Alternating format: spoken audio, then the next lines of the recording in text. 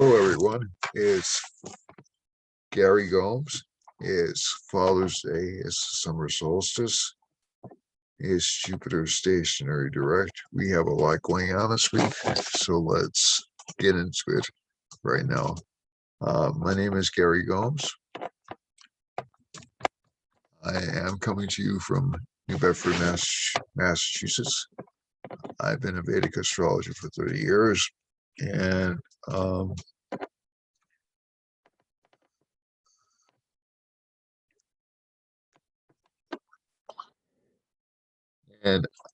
I've served as the president of the Council of Vedic Astrology.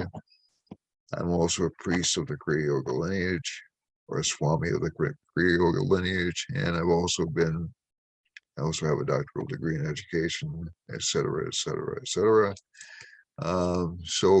And I think most importantly, I've been an astrologer, active astrologer for a long time, and an active astrology teacher for a long time.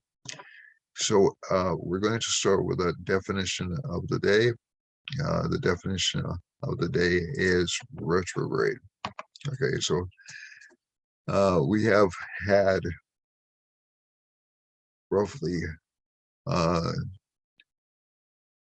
3 classical planets either in retrograde or about to go retrograde.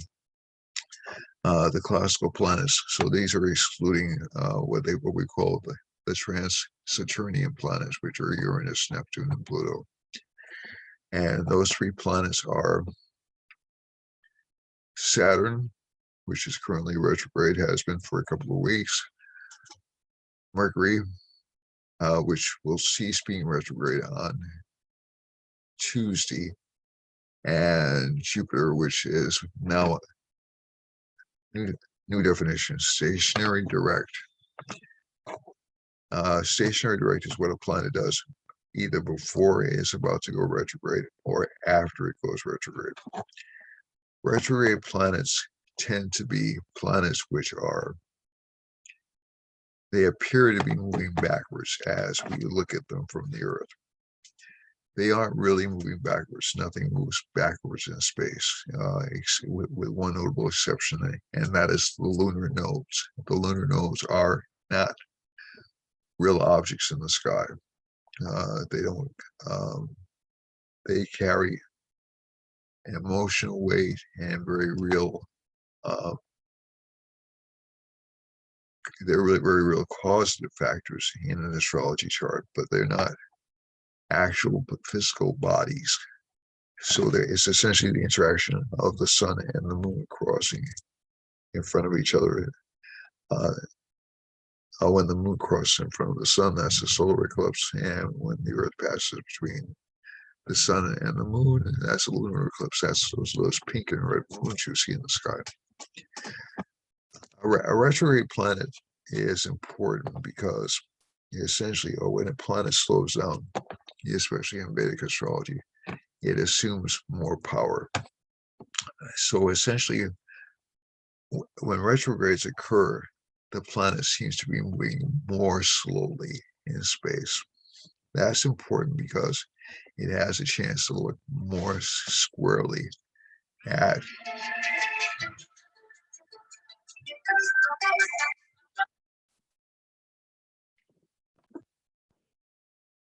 Okay, so we just got a perfect example of how a Mercury retrograde works. Essentially, there'll be interruptions in communications, misunderstandings, people interrupting. Also, the Mercury retrograde is rather interesting because it causes, to a certain extent, because it's in a mutual sign exchange with Venus. Let me just share a chart with you, share a screen with you.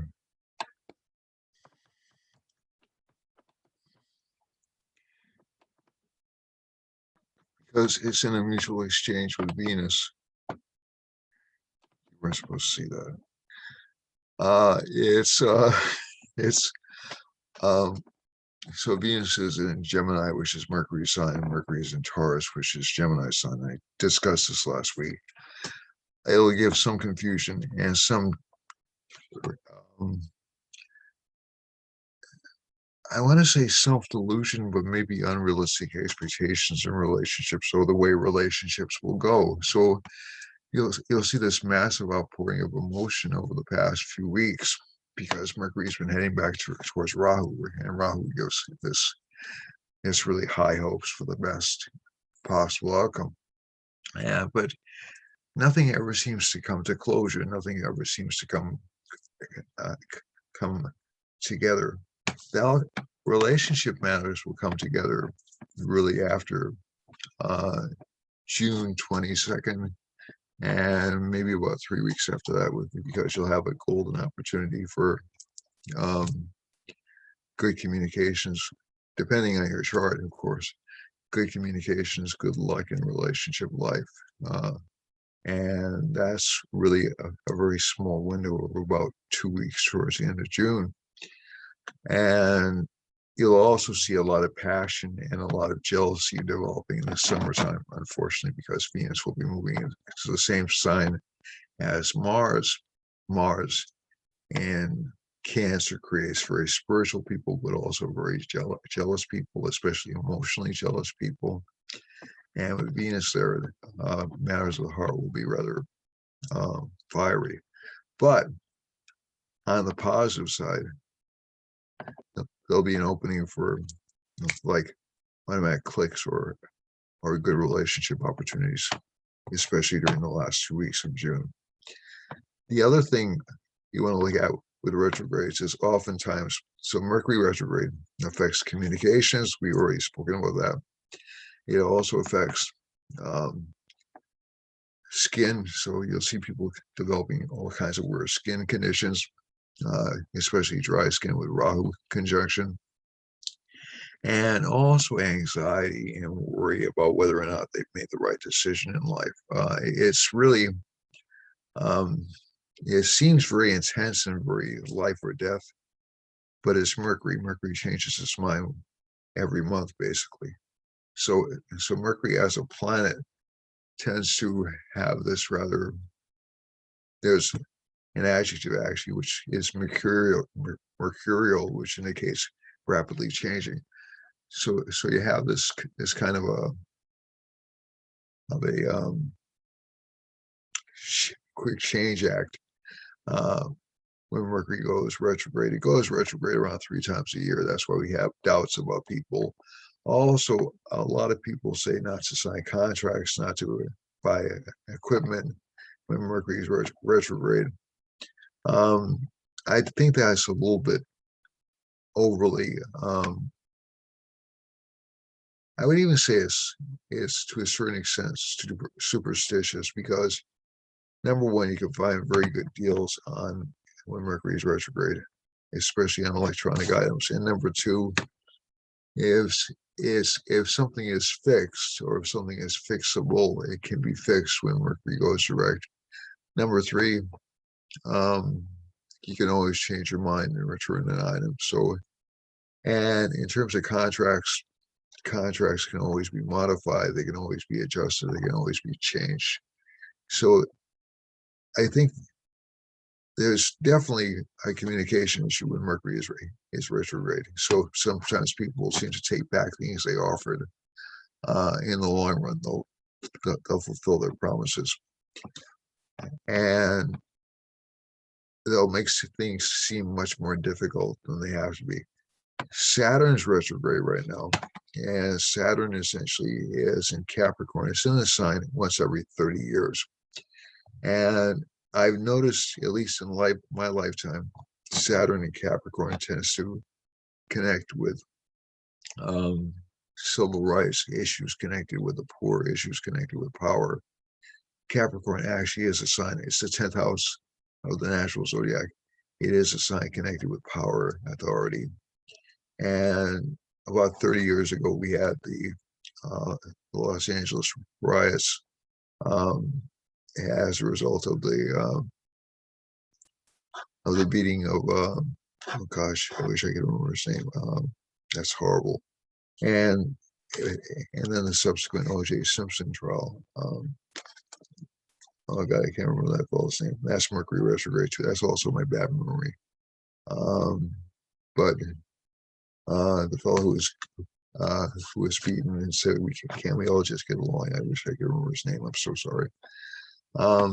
And so you had a similar atmosphere after about 8 years of a Reagan administration, which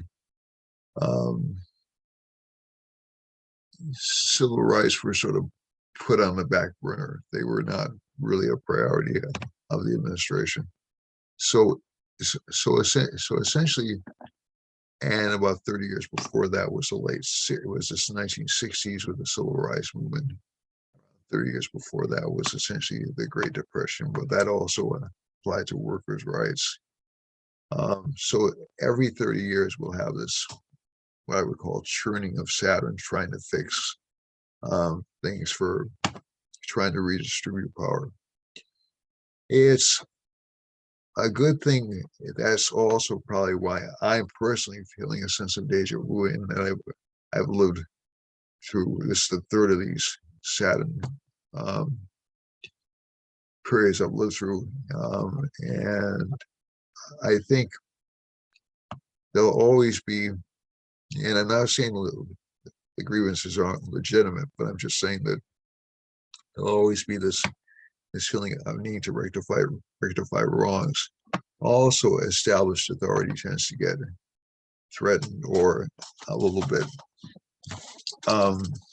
under siege, and you'll also see established authority essentially trying to hit back or trying to suppress people. It's very rare that you'll see a neutral response or a cooperative response. And that's sort of like the culture wars that have been brewing since the 1990s, at least since the 1990s. They've actually been brewing since the 1960s in the United States. And it didn't just start with the civil rights movement. It started with other things as well, but the civil rights movement was a large catalyst for it. And so this summer, as I said last week, Mars-Saturn opposition, it's going to be a difficult summer because there'll be a feeling on some groups' parts that they're losing ground and probably overreaching in terms of what they're trying to do. I'm currently a little bit worried about people being canceled and people being shut up or taken offline or censored by their peers because they're not falling exactly in line. Even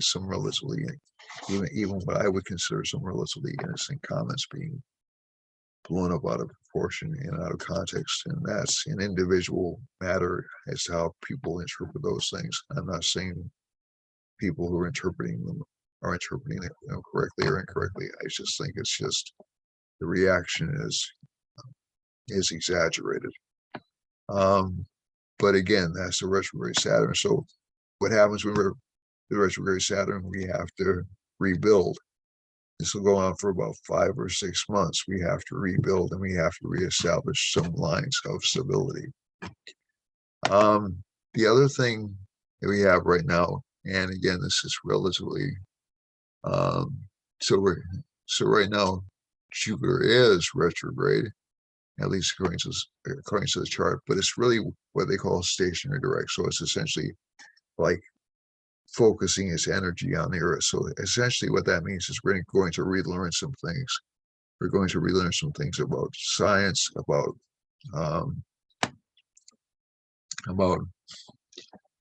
healthcare. So we've seen the vaccinations go through. The vaccinations are spreading to around the world, and I've heard a lot of feedback from people that they don't want to take the vaccine, but they're afraid of it.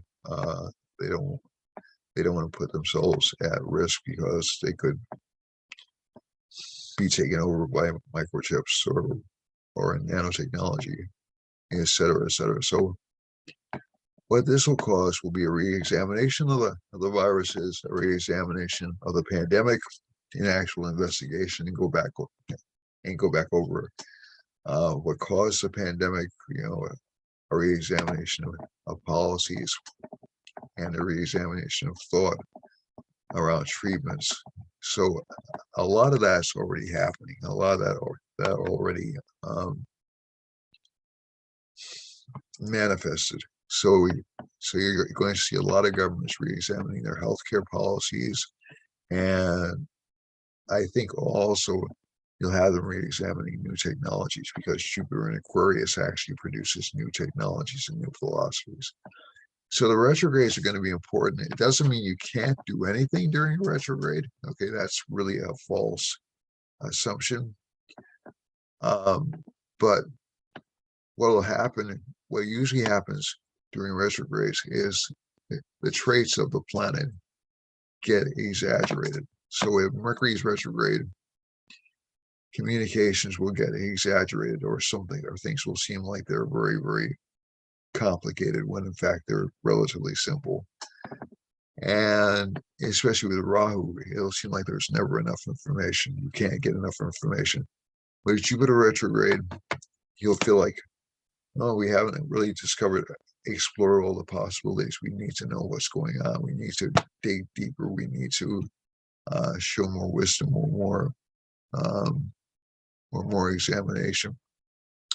And actually, one of the reasons I like Jupiter retrogrades, apart from personal reasons, is they allow us to rethink and reconsider decisions that have been made. In the end, within about 4 months or so, we'll come up with the same decisions. Jupiter will be in Capricorn at that time, and so it'll help Saturn a little bit, but there really won't be a clear idea as to what's happening in terms of health issues really until around late December. But I think by September you're going to see a lot of the COVID issues pretty much resolved. I think it'll just be caution that leads it to December. And actually, to be honest with you, from my own personal perspective, I think the COVID issue, especially in the United States, is going to be resolved by July, and overseas, around the world, by March of next year at the very latest. Also, one of the nice things about this is, although there'll be some stalling in the economy, and Jupiter grows things, so you'll see an inflation rate starting to rise a lot over the summertime. I think you'll start to see inflation start to go down around the end of the year, and you'll also see a lot more rebuilding of the economy because of Saturn going direct at the end of the year, and maybe less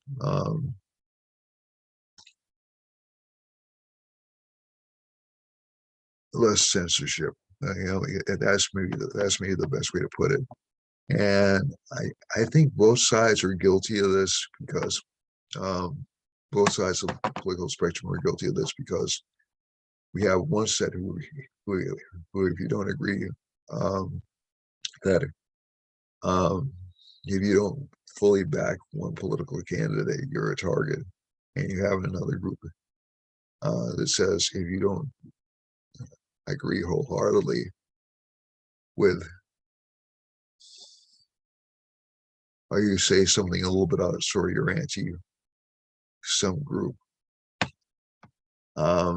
And essentially what they're trying to do is essentially squeeze out all the impurities, if that makes sense. And you can't. It's just an impossible task to have everybody thinking the same way. And I think it's starting to border on a little bit on religious war. If I can be so bold as to make that statement, we are in what I would call, the United States in particular is in what I would call a fanatical major planetary period. We're in a Rahu major planetary period. that tends to breed or encourage some kind of need for ideological purity. So you have to have a cause. And Rahu's never satisfied. Rahu always wants more. It always wants an increase. So this will continue for about another 14 years. The United States will be changed, but more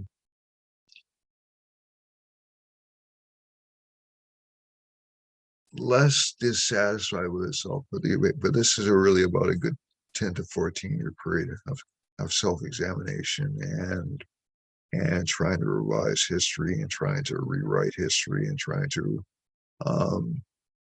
change people's minds. And I think ultimately it's a good process for the country, but it's really disruptive right now. It's really very, very, it exacerbates tensions unnecessarily. But like I said, that's just a personal opinion. I can understand pretty much every perspective. It doesn't mean I agree with either one of them, but I can understand them. And I think sometimes astrologers have to put themselves out of ideological positions. It's impossible to do so, but they have to try. All right, so let's get back to the chart and what's happening in the world. So Mars is an angry planet. It's rising right now as I'm doing this particular speech, and it is aspecting the moon, which is in Libra. So, all right, so Mars aspecting the moon, people will feel alone, isolated, like they have to do everything themselves. Saturn aspects the moon, they'll feel like they have to do everything perfectly. And the Sun-Venus conjunction gives a lot of emphasis on beauty, on external personal appearance. The Mercury-Rahu indicates shifting standards of beauty, and you're seeing that in the fashion industry and in the entertainment industry, and make no mistake about it, they are industries. So this could just as easily change within a couple of years, because these are industries, and industries respond to what's popular, what's expected of them, what'll sell. But right now, there's a really massive indication of what's popular, and the popularity planet is moon. Moon shifts every 2.5 days. The other planet connected with popularity other two planets connected with popularity are Mercury and Jupiter, and to a lesser extent Venus, because Venus is the progenitor of beauty. It's the essence of beauty. So whether or not something is considered beautiful is really not. Everything is inherently beautiful. Okay, every physical manifestation has some inherent beauty to it. I'm not talking about hatred or anything like that. I'm talking about physical manifestations. So every person, even if they have some kind of physical condition which makes them look less than perfect, they have an inherent beauty to them. However, what's popular in beauty is Jupiter moon. What's current in beauty, what's fashionable in beauty is Mercury. Okay, so those planets will tend to affect our perceptions of how Venus manifests in the chart, much more so than Venus will. Okay, so when you're looking at these combinations, just keep in mind that, and Jupiter's also aspecting the Sun and Venus, so there's a very strong religious undercurrent, very strong dogmatic undercurrent to a lot of these belief systems right now, even in the area of beauty. And in terms of politics, political planets, Ketu's in the 5th house in this chart, so politics is kind of a mess right now. It's very confused, it's very splintered. You can see this happening in countries like Israel, which is a massive, I spoke about this last week. And also from the chart, you have, if you look at the ninth house, which is a house uh,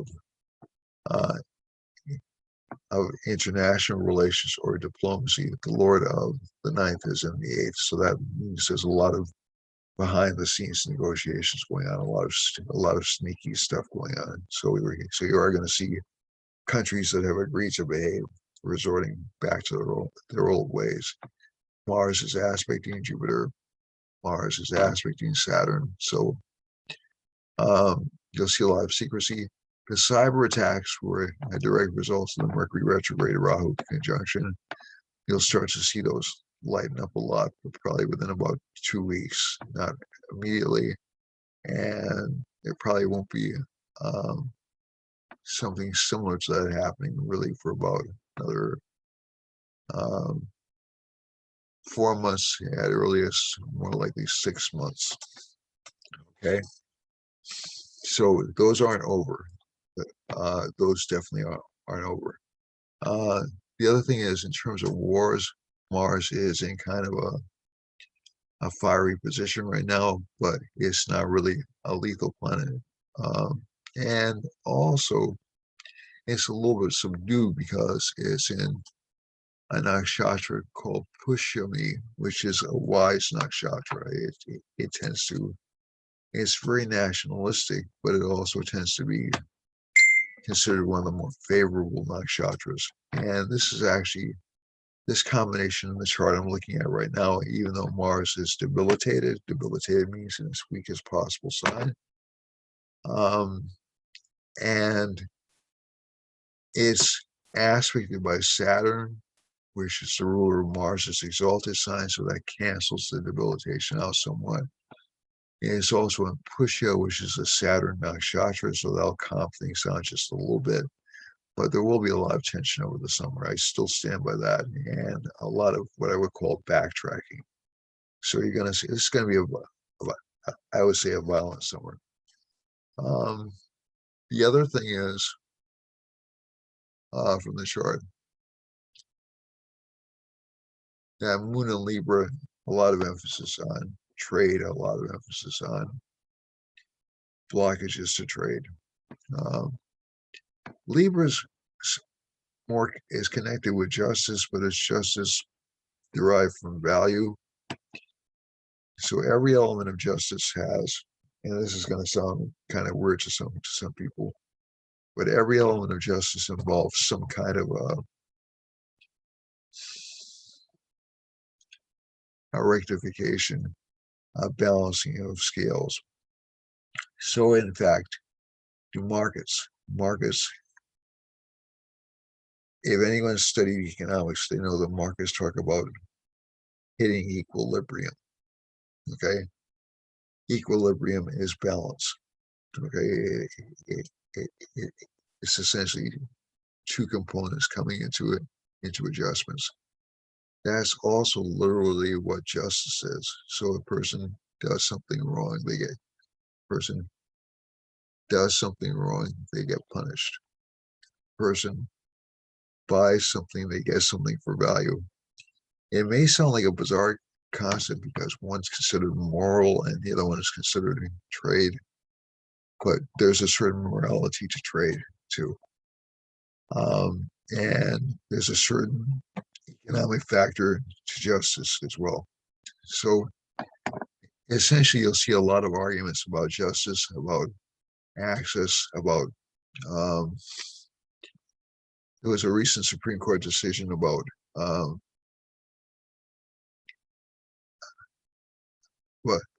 about the ACA, and one of the justices mentioned that that essentially religious institutions are being denied a chance to bring their grievances before the court because most of the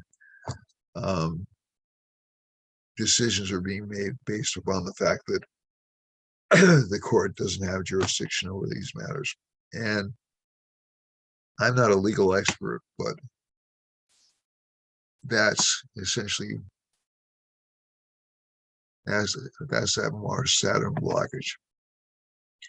I'm not saying they should have jurisdiction over that, so don't get the wrong idea. Jupiter's aspecting the moon, so that seems actually an appropriate decision to me. But that's where the blockage is. So essentially, it's a very thin line, judicial matters right now. It's a very thin line. And most of the judgments are being made based upon, number one, letter of the law, number two, social matters. So let's get back to the chart. Let's see what's happening internationally and see where the hot spots are. By the way, I did, in fact, last week, I was hedging a lot about Istanbul because there was a line heading through Istanbul. There was, in fact, an earthquake. So my first pronouncement was it was going to be an earthquake. And I said, no, maybe it's going to be social unrest. And if you look at this as well, Rahu's still going through Istanbul. So you're going to see maybe another small quake this week, or maybe a lot of panic over the quakes. It's tough to tell from a Rahu line, but that causes a great deal of anxiety. There's actually, I'm looking more carefully, there's actually a Mercury line running through it, Mercury Rahu line running, and there's a Rahu line running close to it.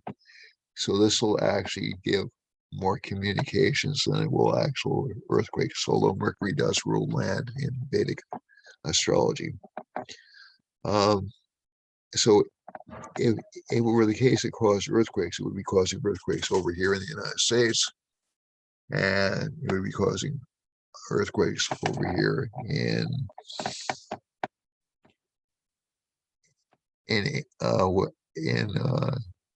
Southeast Asia, the Indochina block over here. So it's, and also throughout China. So it's not a hard and fast rule, but you will see some kind of panic or some kind of communications issues coming up in Turkey. Let's go from left to right, which is the way I read. And I'll go from right to left some other times to be fair to the other side. And so there's a sun line running through Hawaii. Hawaii's in pretty good shape. There's a Mercury Rahu line running close to the Wake Islands, so there may be some kind of inclement weather over there. There's a Mars line running right next to California and right next to, and there's also a Venus line running through, Venus moon line running through Washington and Oregon. So what does that mean in plain English? Well, basically, you'll see some violence, I would say some male-female violence in this part of the country. A lot of emotional issues coming up. Maybe even some. I'm not sure what the status of the recall of the government is in that state, but you may see some political progress being made in that area. There's also a Jupiter line running through the Midwest, so you may see some, hopefully not, some air related problems, and also some flooding in Texas, in eastern Texas. There's a Rahu line running through, Rahu Mercury line running through essentially Michigan, Mississippi, all the way through to Virginia, West Virginia, North and South Carolina, and maybe touching Florida. So you may see some legal issues arise there, especially around race. And there's a sun line moving through, and this will also occur in Central America. And down in Peru, roughly. There's a sun line running through Argentina, so the government may be in some disarray down there. Also through here, and there's a Venus line actually running through Brazil's most populous areas. So actually, Brazil is going to be in better shape than it has been for a while. The moon line is a moon line passing over Mars, so the Azores is kind of ripe for. I'm sorry, the Azores is kind of ripe for some kind of ecological issue, and Iceland is still vulnerable. England has a Jupiter line running through it, so there may be a kind of giddy over optimism in England right now. They'll feel more safe. Same is true of France and Spain and North Africa, all the way down through Gabon. I actually know that town because I had a reading from there once. And there's a Rahu line running through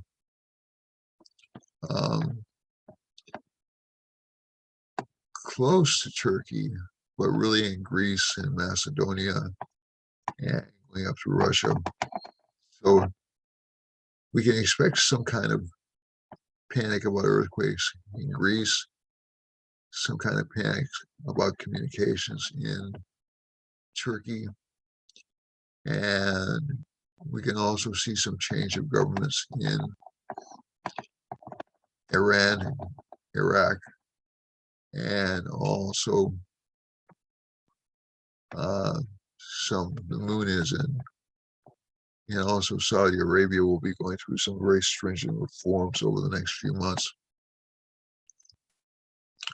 There is a Mars line running through India. Again, that's a little bit tough to read because basically Mars can make spiritual life more active, but boy, I'm telling you, it's really, people really get short tempers when Mars is in Cancer. It depends on the rising sign. But from my experience, that's been true. And lastly, we go over here. We have a Jupiter line running through China, and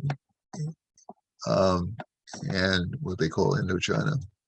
So Cambodia, Thailand, Myanmar,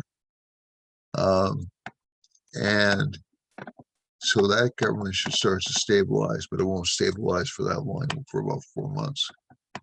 Those governments should stabilize, and Japan looks like it's actually doing fairly well, although there can be some economic pressure on Japan and Western and Far Eastern Australia. All right, and also even some violence in Eastern Australia. So let's go back to the birth chart, and we'll look at the signs. I don't have that much time because I rambled on a little bit about the retrogrades. All right, so the first Lord, so Aries is going to be, and this is April 15th to May 15th. Very busy this month, very aggressive. Career life will be good, but they'll find a lot of obstacles, a lot of redoing of work in career life, and they'll be very dissatisfied with their money, but they'll also be doing fairly good in relationship life. But again, a little bit uncertain about it. Jupiter gives them good financial gains. So Taurus has Rahu and Mercury in the first house, so they've been having problems with relationship life for months now. That's not going to go away, but around the 22nd, communications should improve, and also finances should improve a great deal for this particular sign. They're going to be a little bit aggressive right now, a little bit frustrated, more angry, and they should watch out for health problems, especially connected with the stomach. Ketu's in the 7th house, and that's okay because relationship partners will seem to be a little bit distant or aloof and not really catastrophic. And Saturn's in the 9th house. It'll give slow but steady progress in work, and Jupiter will give career advancement, but again, There'll be a lot of repeat work for this particular sign.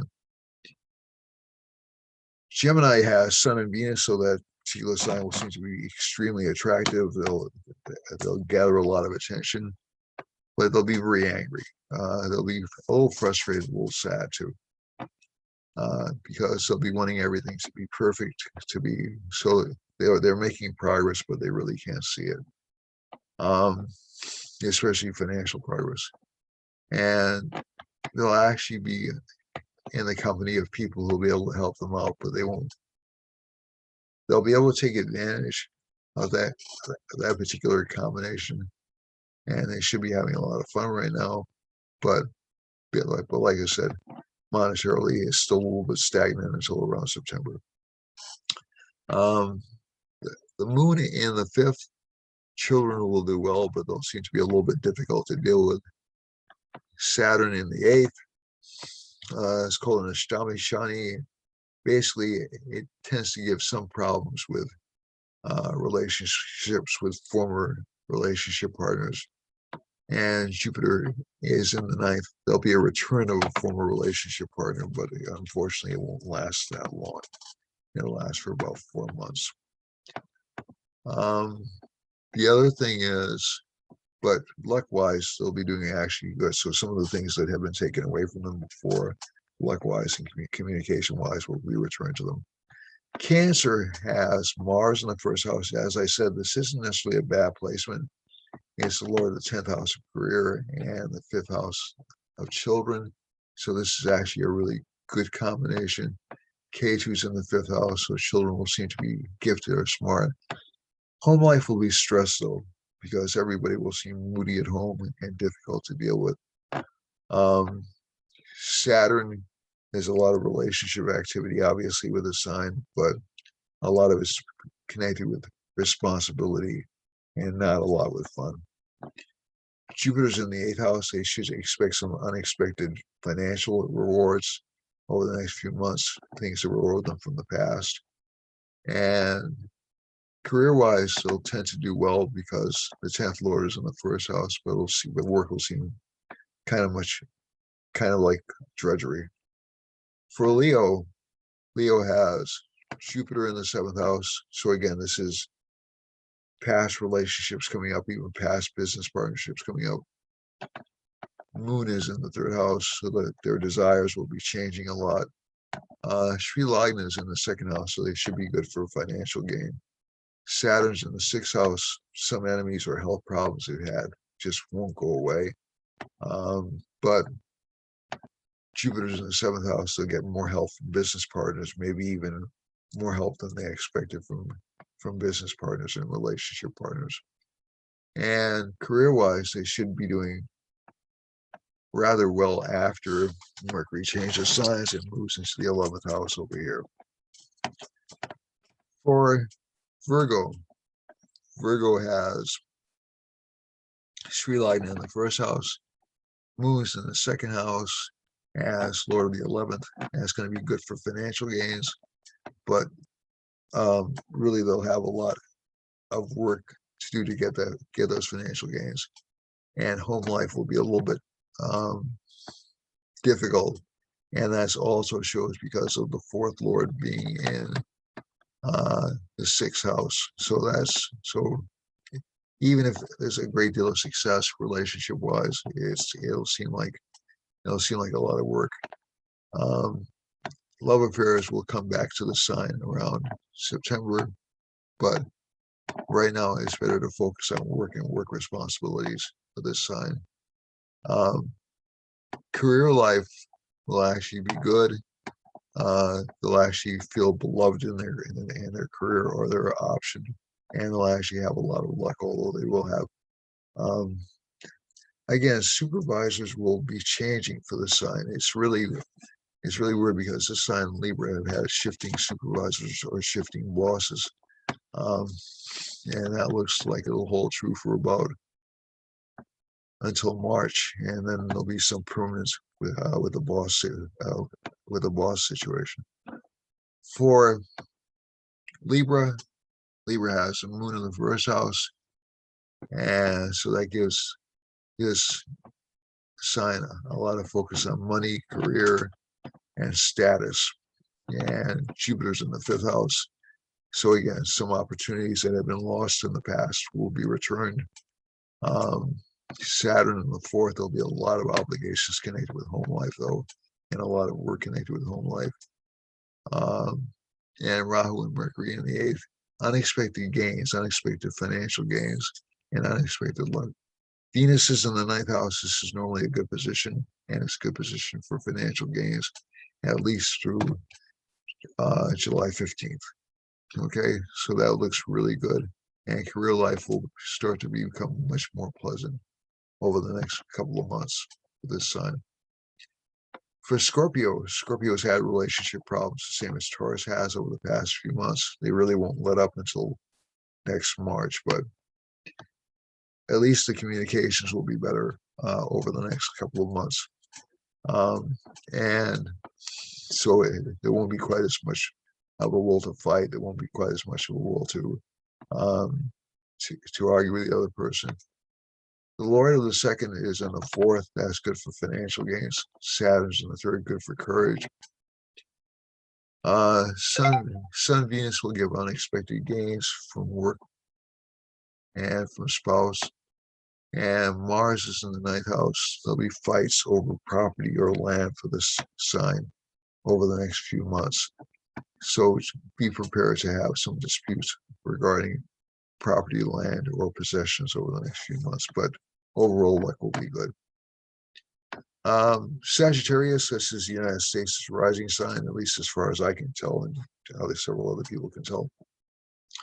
Saturn's in the 2nd house, so that essentially prolongs or slows down the economic recovery, but you're going to start to see it start to expand in the summer months as Jupiter stays in the sign, and then it goes back into Capricorn. And by September, you should expect to see a hefty lowering in the unemployment rate. But also for this sign, in terms of personal life for this sign, you're going to see a lot of financial growth, especially around September through December. And then a little bit of stagnation until next March, and then a really drastic increase in financial prosperity. Inflation is still a problem for this sign in particular, and you'll start to see people wanting things that they just can't conceivably have. And also, this Rahu-Mercury conjunction, although relationship life will be good, but land disputes are quite possible. Capricorn looks good for financial growth and authority. Children will be problematic. Health should be paid attention to. Fights with relationship partners. And Moon is in the 10th. So that'll give a lot of career growth. Aquarius has some disputes over home life, but some luck in terms of love affairs, some health issues connected with digestion, and career life looks like it's going to improve a lot, but also a lot of financial expenses. And finally, Pisces is very well placed for gains from foreign places, expanding wealth, and home life looks better for Pisces a lot than it has over the past few months. Moon's in the 8th, so that tends to mean that the sign will be a little bit pessimistic. But K2 in the 9th gives unexpected but critical bosses, and Saturn in the 11th aspect in the 1st gives some financial burdens from friends. Okay, that's it. I have to wrap up quickly because we had a couple of breaks which I wasn't expecting, and I hope we can fit this all in the show. If you like it, please share, and thank you very much for tuning in. I'll see you next week, and I hope to have another video up with Lolita very soon. Namaste.